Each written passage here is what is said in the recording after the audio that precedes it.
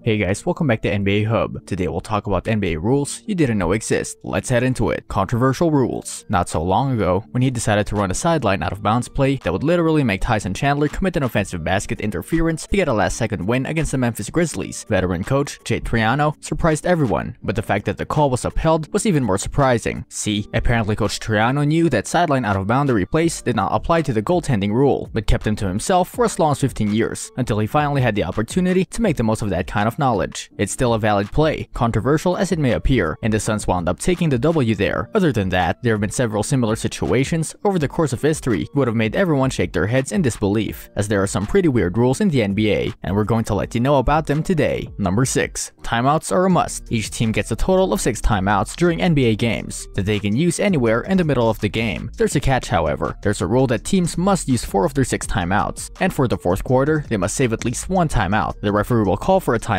if they don't, and the team gets a technical foul. This rule has been kept in place so that TV networks airing the game can use the break to air commercials. Number 5. Playing with more than 6 fouls. Some players are sent to the hardwood to simply commit personal fouls, while others are just naturally dirty or hustle a bit too harsh, constantly piling up staff and ultimately being disqualified from the game after racking up their 6th. Nevertheless, if a basketball team has injured or disqualified all their substitute players and they only have 5 players, but one of them is also ejected due to a 6th foul, that player can still remain in the court, as no team can have less than 5 players. Still, the team will be assessed with a technical foul and team foul every time one of those players commits another foul, including offensive fouls. Number 4. You can't get ejected for shattering the backboard. Back in the day, basketball players were renowned for their ability to shatter the backboard, with guys like Darryl Dawkins constantly demolishing rims and glass, forcing the league to make adjustments to the materials they used to build them. So after fixing the backboards to prevent beasts like Shaquille O'Neal from breaking them once again, the league set up a policy where if they broke them during warm-ups, players would not be penalized. Nevertheless, if the backboard break occurs during the game, the player would be assessed with a technical foul, but under no circumstances can still not be ejected for that matter, and the foul will not count for a player total for that game or throughout the season.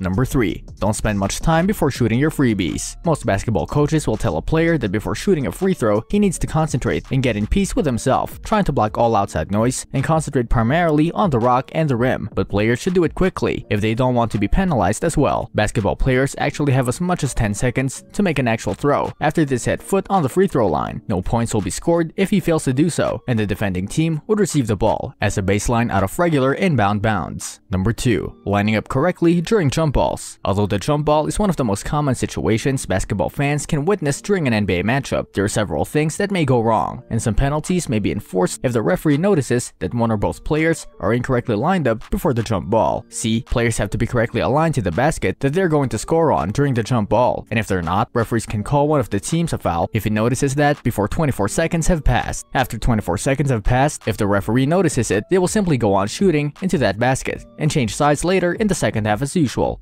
P.S. Before the game, road teams decide on which basket they want to score first. Number 1. Be sneaky and line up 6 guys. Back in the day, basketball coaches were quite sneaky and managed to send an occasional 6th man to the hardwood without noticing referees. And what's more funny about this rule is that if referees never notice that there were 6 players in the court before one of them is called back to the bench, points scored will count. However, if the referee notices that one team has one too many players in the court, the violating team will be evaluated with a technical foul, of unsportsmanlike behavior, but that hasn't recently stopped the San Antonio Spurs or Philadelphia 76ers from doing it. What do you think about these crazy NBA rules? Do you know that they exist? Let us know in the comment section. This brings us to the end of our video. I hope you enjoyed it. Hit like if you did, and don't forget to subscribe to our channel so that you don't miss any of our videos in the future. Also, watch the 2 videos that are on your screen because I'm sure you'll love them. With that, I'll see you in the next video.